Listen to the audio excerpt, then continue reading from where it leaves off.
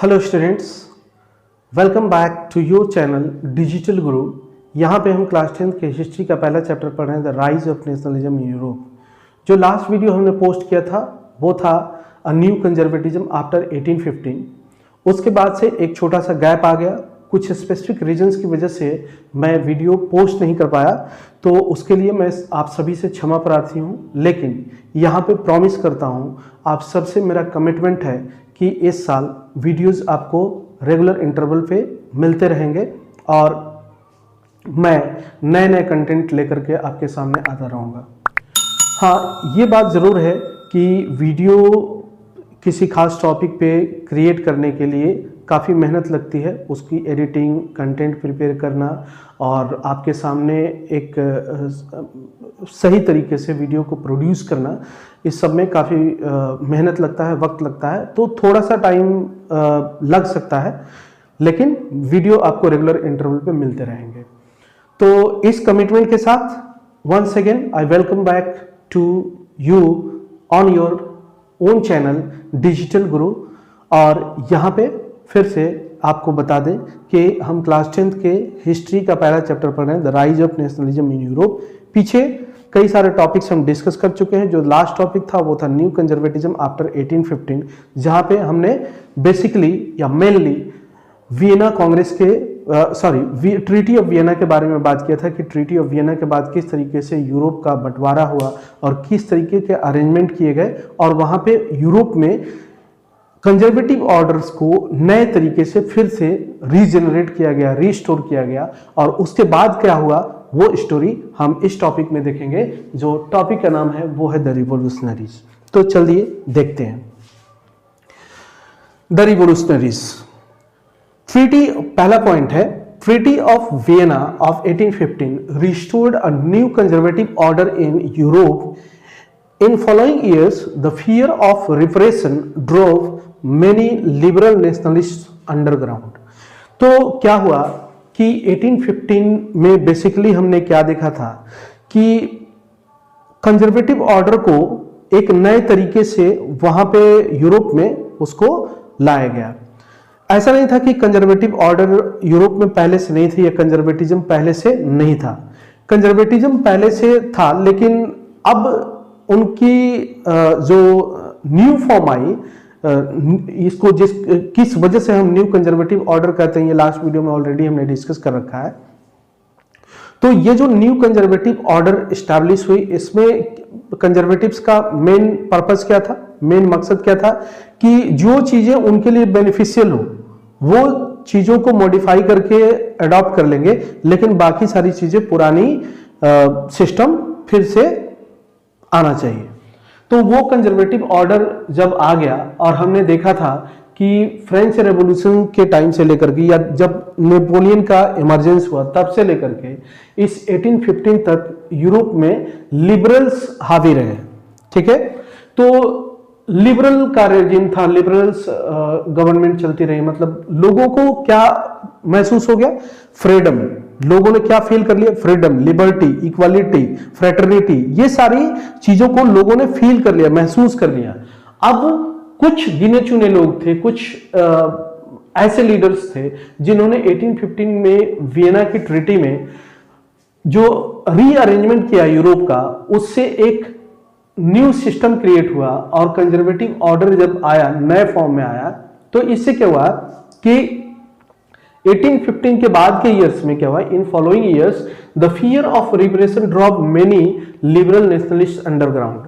तो भाई क्या हुआ कि जैसे मान लीजिए कि आप क्लास में हैं, ठीक है, आप क्लास में हैं और हर किसी का एक टाइम चलता है, जो ये छोटे से बड़े क्लास में चले जाएं, ठीक है, यूनिवर्सिटी लेवल तक चले जाए, तो क्लास में क्या होता है, ग्रुप्स होते हैं स्टूडेंट्स के।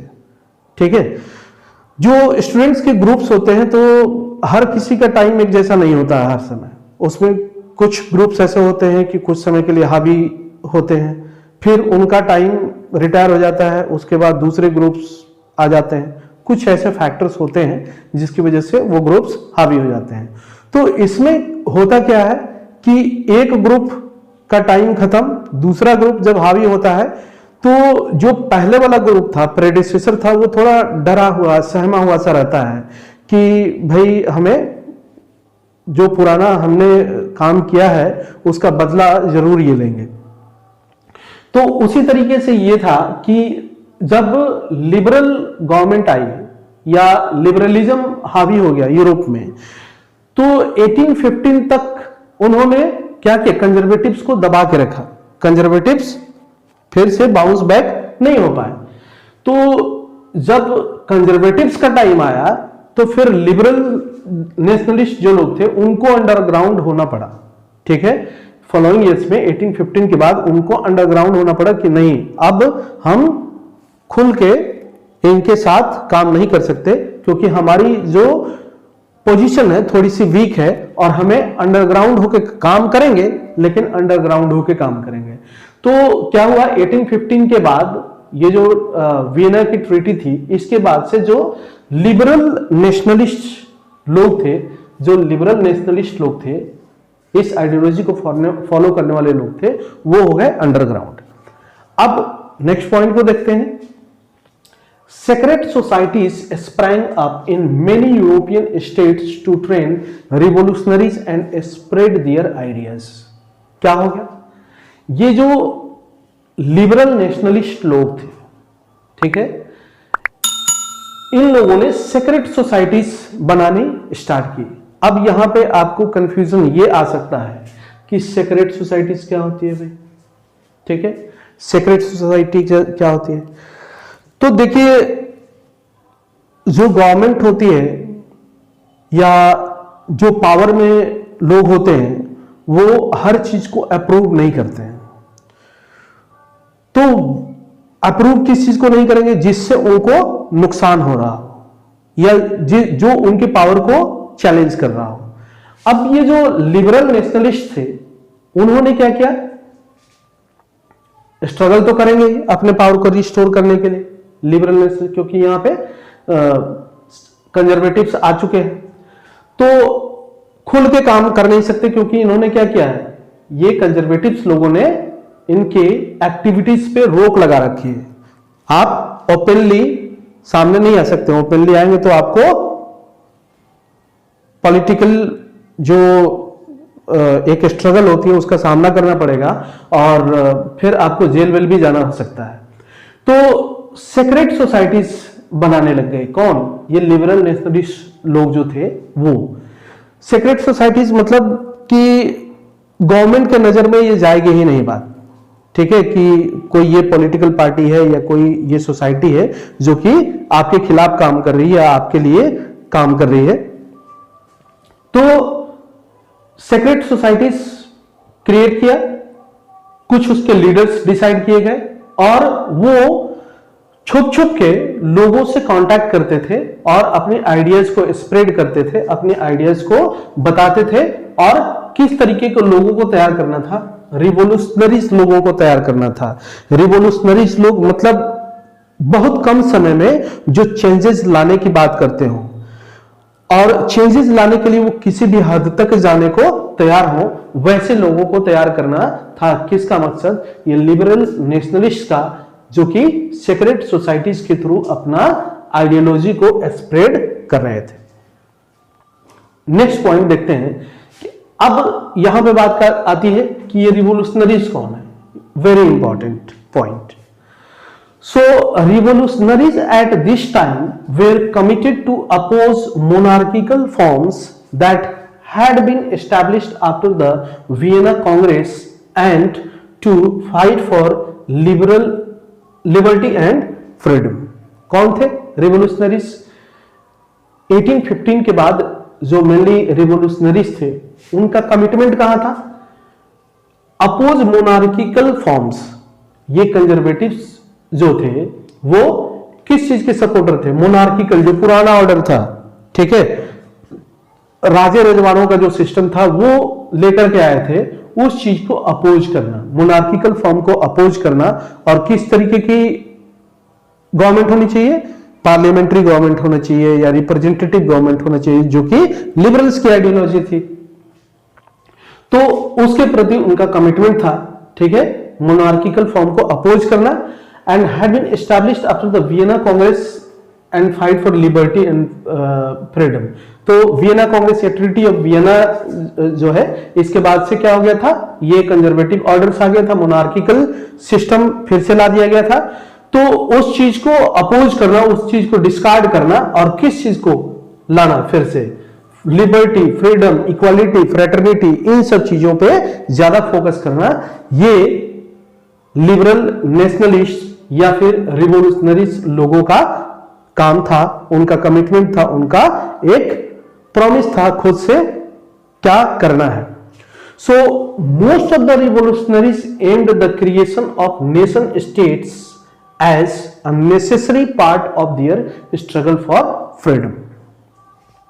ज्यादातर रिवोल्यूशनरीज जो थे उनका क्या एम था, the creation of nation states. Creation of nation states के बारे में ऑलरेडी हम लोग पीछे के वीडियोज में डिस्कस कर चुके हैं, तो वहां पे देख लीजिएगा। नेशन स्टेट का मतलब क्या है कि एक आपकी कॉमन आइडेंटिटी होनी चाहिए, common belongingness, common sense of belongingness होना चाहिए, आपके अंदर पैट्रियोटिज्म की फीलिंग होनी चाहिए, तो और आपका एक स्पेसिफिक बाउंड्री हो, ठीक है। इस बाउंड्री में रहने वाले जितने भी लोग हैं उनको हम क्या कहेंगे, ये एक नेशन स्टेट हो गया। तो most of the revolutionaries aimed the creation of nation states as a necessary part of their struggle for freedom. मतलब जिस स्वतंत्रता के लिए जिस जो मूवमेंट उनका चल रहा है उसका एम क्या होना चाहिए, उसका लक्ष्य क्या होना चाहिए, creation of nation state and to restore liberty, freedom, equality, fraternity, इन चीजों को रिस्टोर करना। तो अब हम लोग देखते हैं अपने next point. One such individual was the Italian revolutionary Giuseppe Mazzini। तो ये जो रिवोल्यूशनरी लोग थे उनमें जो सबसे इंपॉर्टेंट नाम है और जिसके बारे में आपको जानना चाहिए, एग्जाम में आपसे पूछा जा सकता है सवाल, वो है एक इटालियन रिवोल्यूशनरी गिउसेppe मैज़िनी का नाम आपको जानना है, इसके कंट्रीब्यूशन जानना है, इसके ऊपर शॉर्ट नोट्स भी आता है और इससे कुछ जुड़े हुए फैक्ट्स भी आते हैं एग्जाम में। तो सबसे पहले गिउसेppe मैज़िनी की बेसिक चीजें जान लेते हैं कि he was born in Geneva in 1807। Exam point of view से काफी इंपॉर्टेंट फैक्ट है कि कहां पे जन्म हुआ था गिउसेppe मैज़िनी का, जेनेवा में 1807 में। He became a member of Secret Society of Carbonari। अब आपके मन में सवाल ये आना चाहिए कि कार्बोनरी क्या है। कार्बोनरी इटली में काम करने वाली उस समय की अर्ली 19th सेंचुरी की एक सीक्रेट सोसाइटी है रिवोल्यूशनरीज की। तो ये आपको गिउसेppe मैज़िनी के टाइम से पहले से चला रहा था और गिउसेppe मैज़िनी उसका मेंबर बना। So that's why this society is important to know from examination point of view. At young age of 24, he was attempting a revolution in Liguria for which he was sent into exile in 1831. तो काफी young age में 24 के as में ही वो एक revolution में Liguria में एक रिवोल्यूशन चल रहा था, वहां पे पार्टिसिपेट कर रहा था और ये एक एंटी नेशनलिस्ट एक्ट समझ करके और उसको देश से निकाल दिया गया 1831 में। उसी दौरान उसने दो सोसाइटी बेसिकली फाउंड की। ही फाउंडेड 2 सेक्रेट सोसाइटीज, ये भी सेक्रेट सोसाइटीज ही है, ठीक है। यंग इटली इन मार्सिलेस, ठीक है, और दूसरा यंग यूरोप इन बर्न। बहुत बेसिक सा डिफरेंस है दोनों के नाम में, एक है यंग इटली और एक है यंग यूरोप, ठीक है। तो दोनों नाम आपको याद रखना है। यंग इटली कहां पे फाउंड किया, मार्सिलेस फ्रांस में, ये किसके लिए, इटली के यूनिफिकेशन के लिए, और दूसरा यंग यूरोप, ये भी बर्न में स्विट्जरलैंड में फाउंड किया। दोनों का मेन पर्पस था कि रिवोल्यूशनरी को प्रिपेयर किया जाए और जो कंजर्वेटिव ऑर्डर्स है उनको उखाड़ फेंका जाए और अल्टीमेट उसका गोल था कि इटली को यूनिफाई किया जाए। Mazzini believed God had intended nations to be the natural unit of mankind। मतलब गिउसेppe मैज़िनी का अपना ये बिलीव था कि गॉड की भी मर्जी है, ऊपर वाले की भी, भगवान की भी मर्जी है, ईश्वर की भी ये मर्जी है कि किसको नेचुरल यूनिट माना जाए, नेचुरल यूनिट ऑफ मैनकाइंड माना जाए। नेशंस को, जो छोटे छोटे नेशंस हैं, नेशन स्टेट्स हैं, उनको नेचुरल यूनिट मैनकाइंड का, इंसानों का नेचुरल यूनिट माना जाना चाहिए। So Italy could not continue to be a patch work of a small states and kingdoms. अब इस तरीके से उसकी जो ये सोच थी, उसका ये मानना था कि अगर हम ऐसा करते हैं कि लोगों को यूनिफाई करें, लोगों के अंदर रिवोल्यूशनरी आइडियाज को इन्फ्यूज करें, तो आने वाले समय में इटली छोटे छोटे टुकड़ों में बटा हुआ नहीं रहेगा और एक इटली, यूनिफाइड इटली होगा। It had to be forced into a single unified republic within a wider alliance of nations. तो ये छोटे छोटे राजा रजवाड़े जो हैं, जो कल्चर के बेसिस पे, लैंग्वेज के बेसिस पे बटे हुए, इन सबको मिलाकर के एक नेशन स्टेट बनेगा और वो उसका विजन था। तो ये कुछ इंपॉर्टेंट पॉइंट्स है। अब हम चलते हैं अपने अगले पॉइंट की तरफ। तो अब हम चलते हैं अपने लास्ट के बचे हुए कुछ पॉइंट्स को देखते हैं। This unification alone could be the basis of Italian liberty. मतलब अभी जो पॉइंट्स हमने डिस्कस किया था, गुसेप मेज़नी का क्या सोच था, जो इटली छोटे छोटे पैचवर्क्स में डिवाइडेड था, उसको किस तरीके से यूनिफाई करना चाहता था, और नेशन स्टेट को लेकर के उसके क्या ओपिनियन थे, उन चीजों को शामिल करके उसका जो इटालियन लिबर्टी का बेसिस था वो था यूनिफिकेशन होना चाहिए, इटली का यूनिफिकेशन होना चाहिए। और आगे एक सेपरेट टॉपिक भी हमारे चैप्टर में, unification of Italy. Based on his model, secret societies were set up in Germany, France, Switzerland and Poland. मतलब जो सेक्रेट सोसाइटीज का कॉन्सेप्ट लेकर के आया गुसेप मेज़नी, और यंग इटली या फिर यंग यूरोप जैसे सेक्रेट सोसाइटीज बनाए रिवोल्यूशनरीज को ट्रेनिंग देने के लिए, उसी मॉडल पे बेस्ड अलग अलग यूरोपियन कंट्रीज में सेक्रेट सोसाइटीज फॉर्म होने लगे। जर्मनी में, फ्रांस में, स्विट्जरलैंड में, पोलैंड में और अदर यूरोपियन कंट्रीज में इस तरीके की सोसाइटीज इमर्ज होने लगे। Mazzini's relentless opposition to monarchy and his vision of democratic republics fighting the conservatives. जो मेज़नी का अथक प्रयास चल रहा था, किस चीज को, जो ट्रीटी ऑफ वियना के थ्रू यूरोप में जो अरेंजमेंट किए गए थे, और उसके द्वारा जो कंजर्वेटिव ऑर्डर को फिर से एक नए फॉर्म में रीएस्टैब्लिश करके और मोनार्किकल सिस्टम को रीइंट्रोड्यूस किया गया था, उसको उखाड़ फेंकने के लिए जो अथक प्रयास चल रहे थे, और उसका जो विजन था कि डेमोक्रेटिक रिपब्लिक्स को हमें लाना है फिर से।